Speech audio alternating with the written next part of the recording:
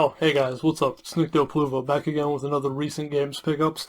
I got this right here. This is a Rayman Rabbit plunger gun, little peripheral for the Wii.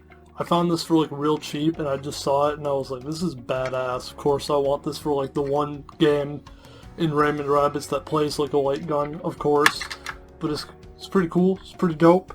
Yeah guys, it's been a long time. So I got a lot of stuff here, a couple things that I think are obvious things. I'll cover those first.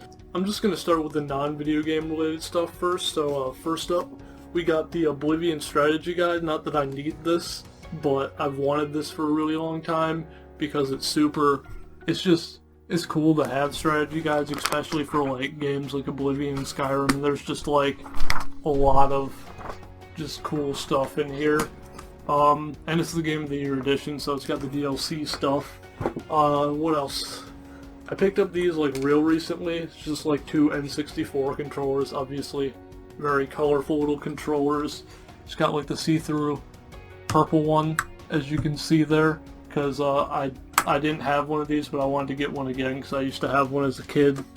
And this one's like a gold one. It's not like the Toys R Us one, but like, I mean, it's still pretty cool. These are like not official Nintendo branded controllers, because if I just unwind this controller here for you for a moment, you can see that like right here is where it would say Nintendo on the controller, but since these are not Nintendo official controllers, they're like aftermarket, doesn't say it, but I mean, these are like pretty much brand new controllers that feels real good.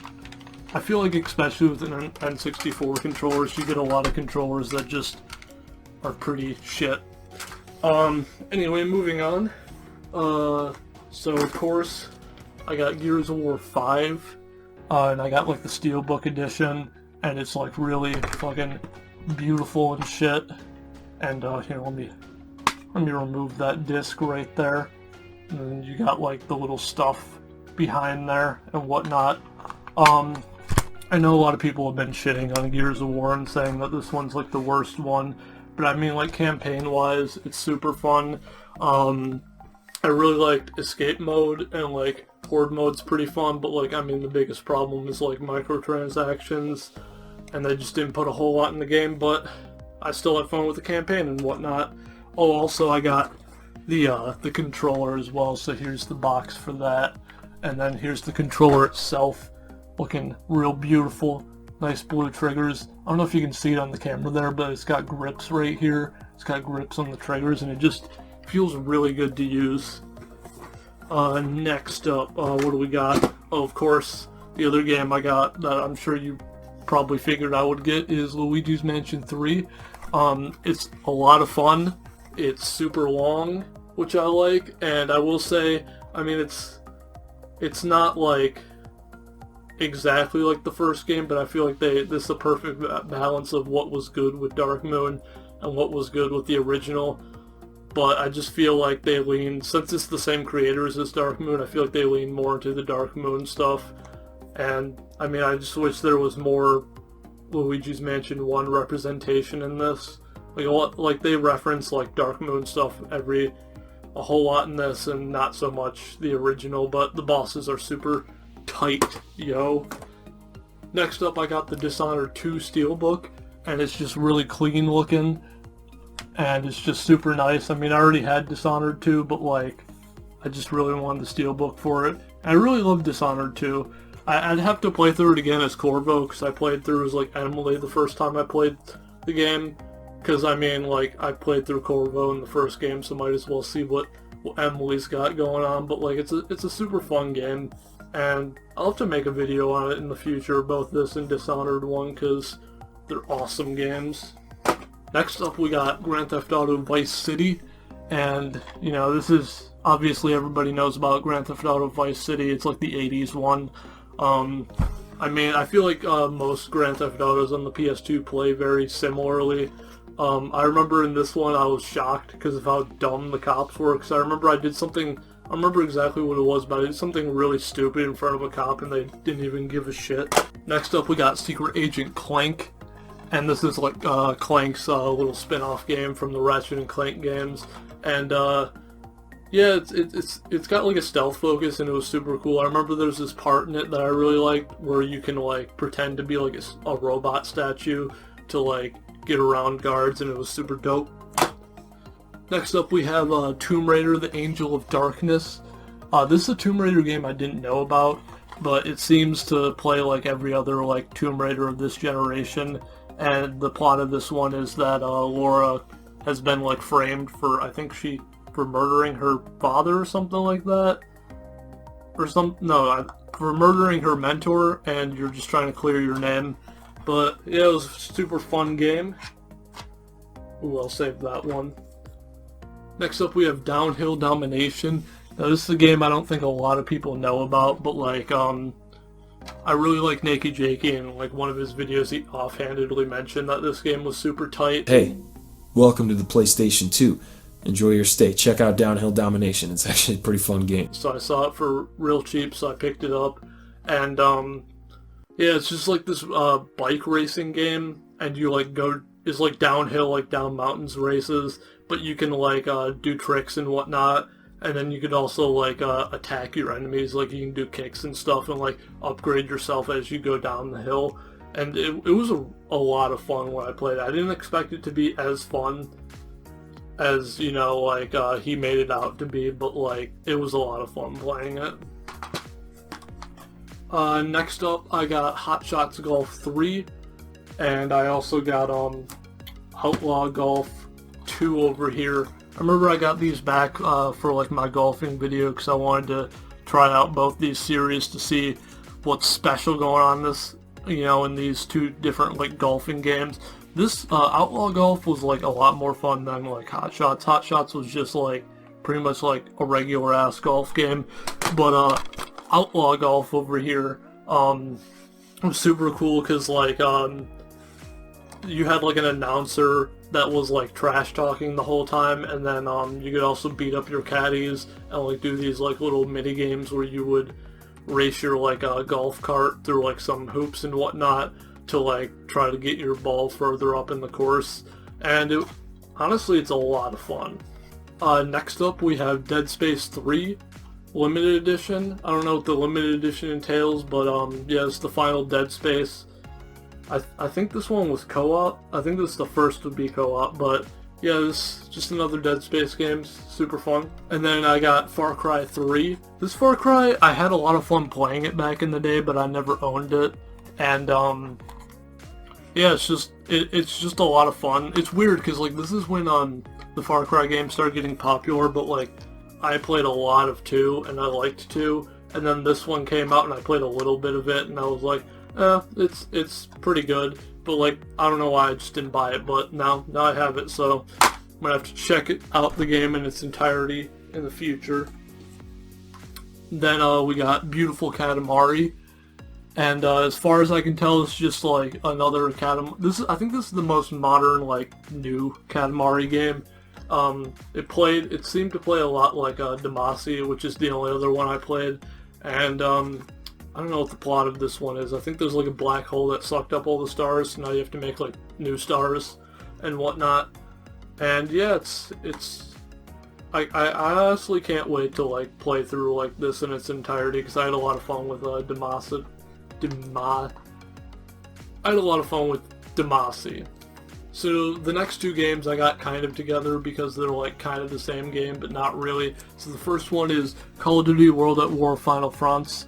I know I said that wrong, but fuck it, Final Fronts, whatever it's called. And I think this is like, so this is like World at War. It's on the PS2, but like this is like a different side of the war. Like I think in the original game you got to like, I think it was mostly just like over in Europe, and I don't know where this is like the Pacific and European battlefields, but like I mean it definitely doesn't play like the newer like the other game because it's on PS2, but it's interesting that it exists.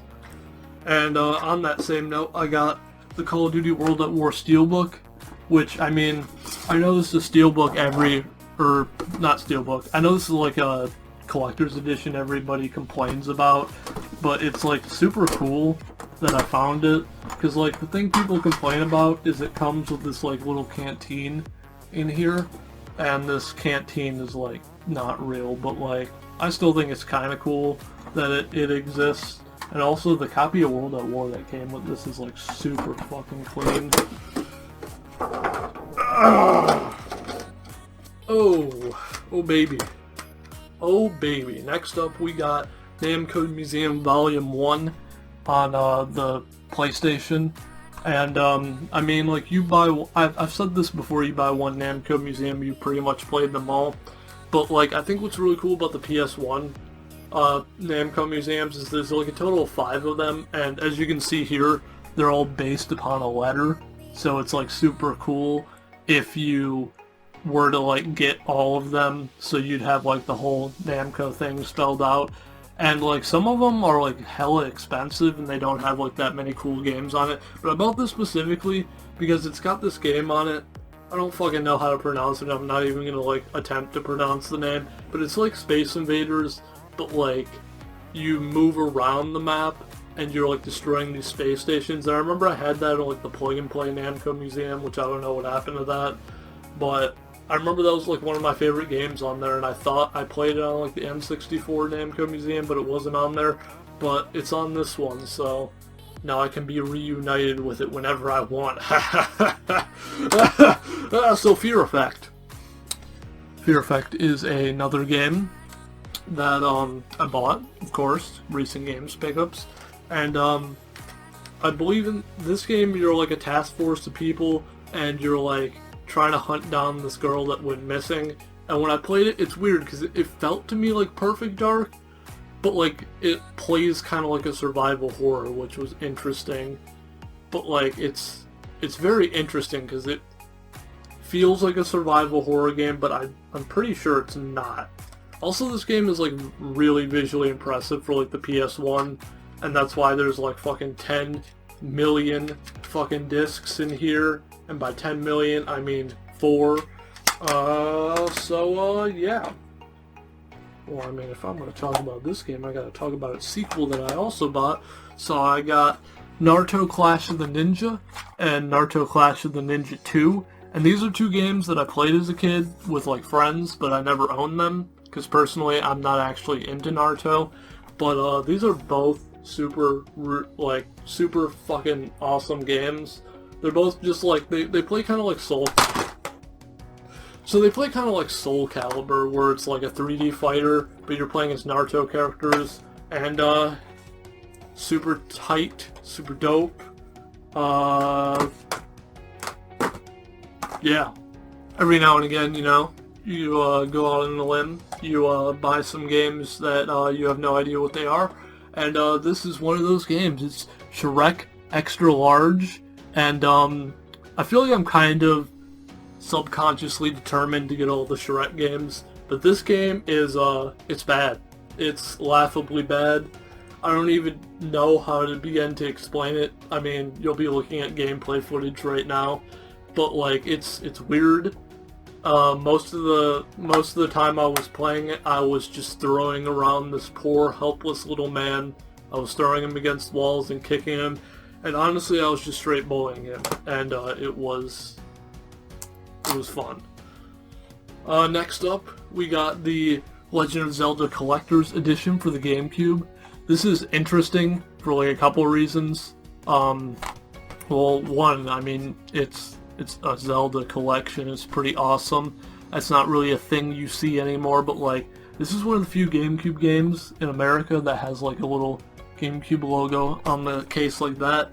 But this has, I believe, every Zelda game on it up to Majora's Mask, and then you can also play a Wind Waker demo. Like I played a part of the demo. It was like you explore a dungeon. It's like a fire dungeon. But yeah, definitely if I go back to play either Ocarina of Time or Majora's Mask, we'll play it on this bad boy. And then baby boys and girls, we got Pacman World 3. This game, I feel like is hard to find on the GameCube specifically, and honestly, half the time I forget that it's on the GameCube, because you see a lot of Pac-Man World 2 on the GameCube, and I feel like every time I've ever seen World 3 was on the PS2, but I'm a GameCube boy, so I don't want that shit. But this plays pretty much like very similarly to World 2, but there was this, when I was playing, there was this fun move I was using that I really liked, where you do a trail behind you, and if you do a complete circle, the circle will close in and like kill anything in it, and it was really fun. So if you've been around a while and you've watched the recent games pickups, I'm sure you may or may not remember this game from when I did some recent games pickups with my buddy Drew, because he picked this up a while ago, I think on the PS2, but I found a GameCube copy. So this is Bloodrayne, and this game is it's another bad game, a cult. Well, hold that thought. I don't want to say it's a bad game. What I meant to say is like a cult classic game, but this game is like kind of laughably bad, because when we played it, when we filmed footage for the recent games pickup where he bought it, there was this part where like he was like not fully paying attention while playing the game, and he went to water and was like taking a lot of damage, and I think he thought he was just gonna kill himself, but then he like got up on like a telephone pole or something, and it was really fucking weird. And then there was also a part where like he kicked like somebody that's supposed to be your friend. They completely whooped his ass. It's an interesting game. Crash Nitro Kart is a game I'm sure you've heard of. It's like Mario Kart, but it's Crash. And I think last time I did a recent games pickups, I got the other Crash racing game that was kind of like Double Dash. But this one plays more like a traditional Mario Kart game, but it's also cool because it's kind of like Diddy Kong Racing, where there's like a overworld situation going on, and yeah, it's cool.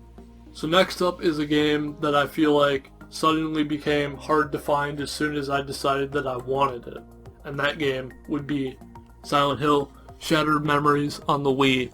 And I could be wrong, but I believe this is one of the fan favorites of the Silent Hill games not made by Team Silent, and honestly, I'm looking forward to playing it, because this is the only Silent Hill game that I've owned, or that I have currently, that I haven't played all the way through, and this one's kind of just like a retelling of the first Silent Hill game, but I believe there's no fighting in it at all. I think you're completely passive, and when you see enemies, you're just supposed to straight up run. But like, it's pretty much just like a retelling of the first Silent Hill game. Celebrity Deathmatch is this MTV game. Another game I feel like a lot of people don't know about, but it's literally like a wrestling game, but with like MTV celebrities. And, you know, you have all your like 90s celebrities in it. I'll be honest with you, a lot of them, not people I'm super familiar with, but who was I playing as? I was playing as Justin Timberlake, and I remember I believe I got my ass whooped by Carrot Top the first time I tried to play, and yeah, it's just a really fucking weird game.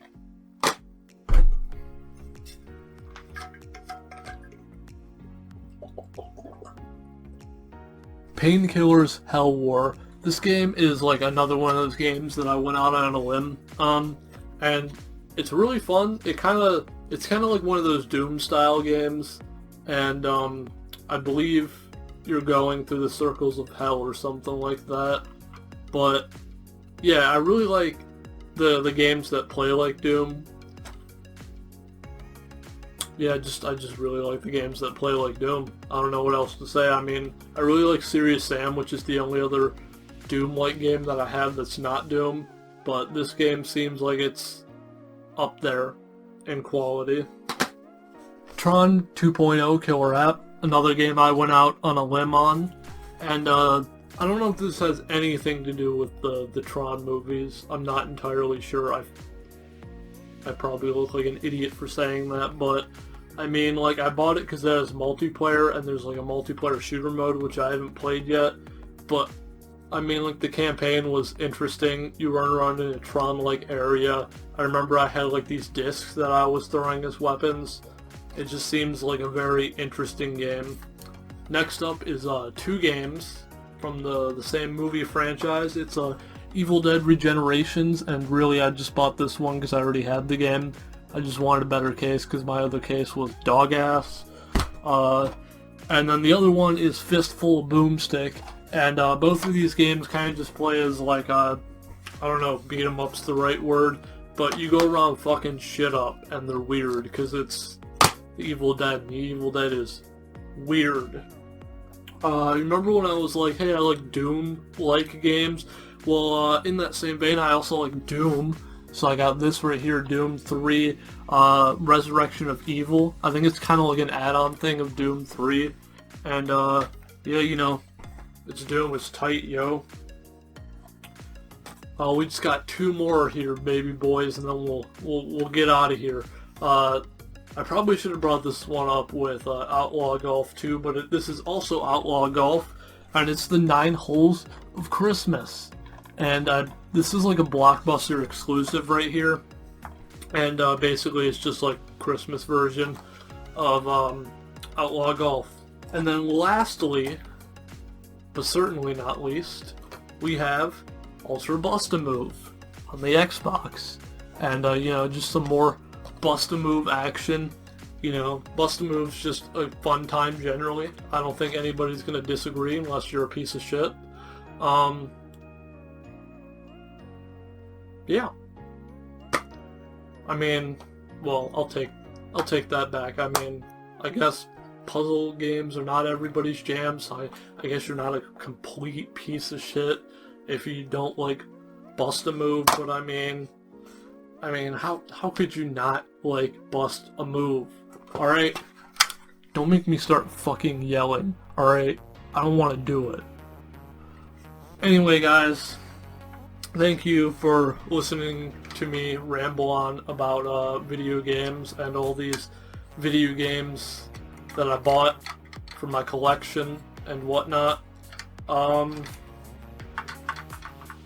Yeah, I mean, you guys could probably expect another recent games pickups sometime soon. I mean, I don't want to make any promises, but I mean, like, holiday season's coming up, sales are left and right. I don't know, maybe. We'll see. Anyway, thank you guys so much for watching, and, you know, thank you so much for watching, you know. Drop my video a like. I'm, stalling at this point. You can expect some other cool videos coming up soon. I promise that. That one's a promise. The other recent games pickups, that one's not a promise, but other cool videos coming out soon. Ooh, you bet your sweet ass they're coming. Anyway, see you guys next time. Bye bye. Oh hey, I almost forgot about these right here. I got these little copies, Japanese copies of Mario Party 1, 2, and 3 on the N64. These were honestly really, really fucking cheap. And yeah, the art on them is fantastic, as you can see here. And now technically I own Mario Parties like 1 through 8, even though 1 and 2 are Japanese, and technically I could play them, but I don't think I want to open them up. Anyway, yeah, thank you guys so much for watching. I'll see you next time. Bye bye!